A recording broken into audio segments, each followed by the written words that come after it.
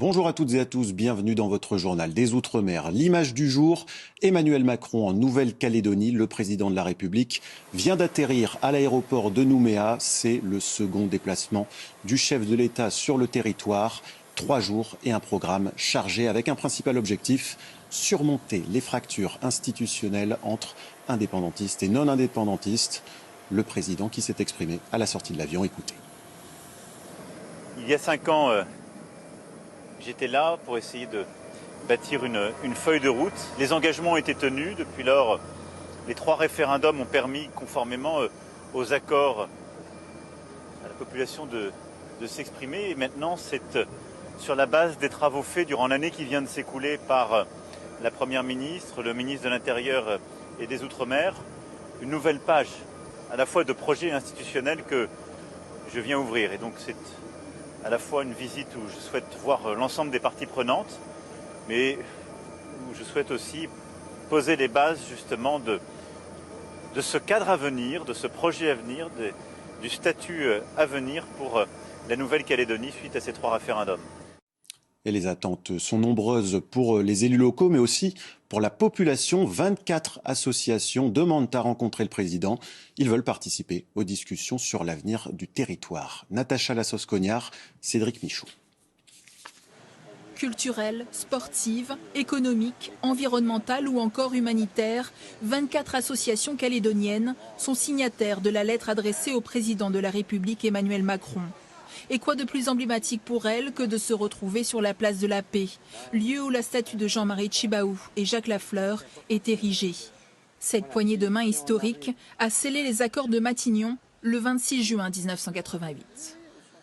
Ce que nous voyons là, c'est deux hommes qui ont eu le courage de faire avancer les choses. Aujourd'hui, nous, collectivement en Nouvelle-Calédonie, nous devons à nouveau avoir ce courage de faire avancer les choses dans une société inclusive où personne n'est laissé au bord de la route. Dans sa lettre, le collectif considère que la question de l'indépendance ou de la non-indépendance révèle une peur de l'effacement identitaire, quel que soit le bloc culturel. Parmi les 3 objectifs avancés par les associations, il est important de faire entendre la voix de ceux qui ne se reconnaissent pas dans le discours politique bipolaire calédonien actuel. Aujourd'hui, la Calédonie est un pays qui est unique au monde. Notre histoire, elle est unique au monde et nos métissages sont tout à fait spécifiques. En conséquence de quoi, il faut, pour nos enfants et nos petits-enfants, un avenir qui nous ressemble, qui fasse ressortir ce côté spécifique et unique. Il faut inventer quelque chose qui soit à l'image de la Calédonie d'aujourd'hui au XXIe siècle. D'origine kanak ou non kanak, le collectif prône une communauté de destin sous le terme généraliste de Calédoniens. Une voix politique portée par la société civile qui pourrait être entendue par le président de la République. Les associations demandent à rencontrer Emmanuel Macron lors de son séjour sur le Caillou. Dans l'actualité également, la ruée vers les stations-service à Mayotte. À l'annonce d'une grève à partir d'aujourd'hui chez Total Energy, les automobilistes se sont précipités pour faire le plein. Le mouvement contre le licenciement d'un salarié est pour une durée illimitée. Et eux sont en grève également les pilotes d'Air Antilles, mais aussi ceux de Air Guyane. Presque 2 semaines de mobilisation, mais les négociations restent au point mort. Vanessa Etienne, Clotilde Séraphin-Georges. Ils se considèrent comme les smicards de l'aviation. Air Guyane est l'une des compagnies avec une rémunération parmi les plus basses d'Europe. Aujourd'hui, après plusieurs années d'études, un pilote débute avec un salaire net de 1 700 €, soit environ 13 € de l'heure. On parle aujourd'hui d'un salaire brut de 2 100 € pour un copilote, ce qui équivaut à plus ou moins 1 700 € net. Pour former un pilote, donc un copilote, on parle de formations qui tournent dans les environs de 100 000 à 130 000 €. Donc il faut comprendre qu'à la fin du mois, on a des prêts à rembourser qui sont assez conséquents. Des pilotes qui n'ont aucune envie de faire souffrir les populations isolées, mais qui demandent une revalorisation sérieuse de leur salaire pour vivre dignement et de meilleures conditions de travail. On souhaiterait dans un premier temps s'excuser auprès de toutes les populations enclavées qui subissent en fait les ressorts de toute cette grève. Mais nos conditions de travail sont insupportables. Donc dans un premier temps, nous volons dans des conditions de régions hostiles. mais aussi les infrastructures qui ne sont pas forcément adéquates avec nos conditions de travail, on ne peut plus tolérer d'être aussi dévalorisé dans tout ce qu'on fait au quotidien par notre patron. Les perspectives d'avenir sont réduites. Les infrastructures en Guyane n'évoluent pas assez vite par rapport à la population. Les aéroports, les aérodromes sont trop petits et les pistes actuelles ne sont pas en capacité pour accueillir des avions plus importants. Aucune avancée dans ce conflit pour l'instant. Depuis 10 jours, 14 pilotes de Guyane sont en grève, mais aussi 59 pilotes en Guadeloupe et en Martinique. À un an des Jeux Olympiques, on poursuit notre série sur les participants d'outre-mer. Aujourd'hui, pas d'athlètes, mais un lieu emblématique, la vague de Teahupo en Polynésie. On retrouve Mélissa Chong pour une visite guidée de ce site qui va accueillir les épreuves de surf à 15 000 km de Paris.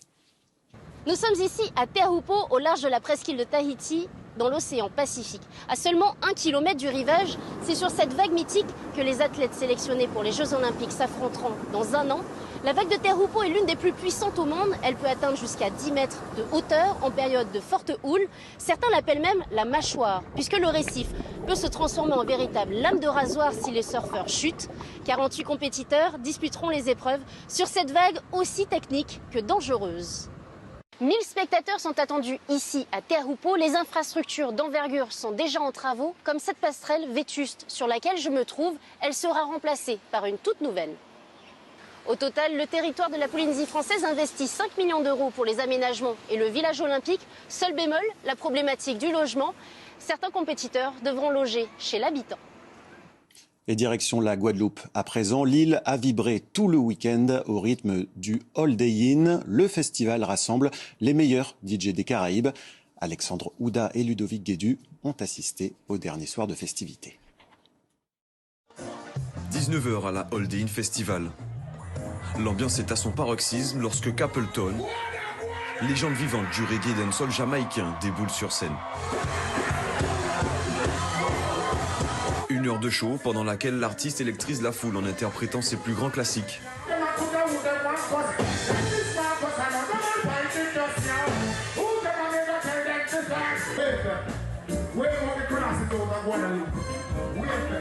Un instant magique pour le public et l'artiste, qui apprécie toujours autant l'accueil qui lui est réservé. C'est toujours un plaisir de venir en Guadeloupe. Les gens adorent la musique, le message. Et j'ai l'impression que c'est le bon moment pour ça.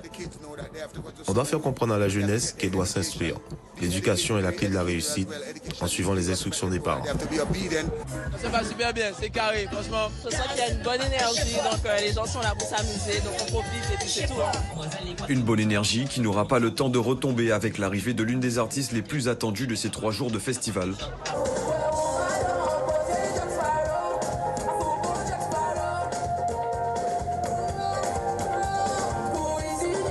La Martiniquaise Meryl, particulièrement plébiscitée par la foule.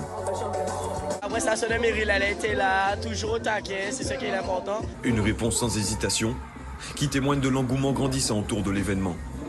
Rendez-vous donc l'année prochaine pour une nouvelle édition déjà particulièrement attendue par les festivaliers. Et voilà, c'est la fin de cette édition. Merci de l'avoir suivi. L'actualité des Outre-mer se poursuit en ligne et en continu sur lapremière.fr. À demain.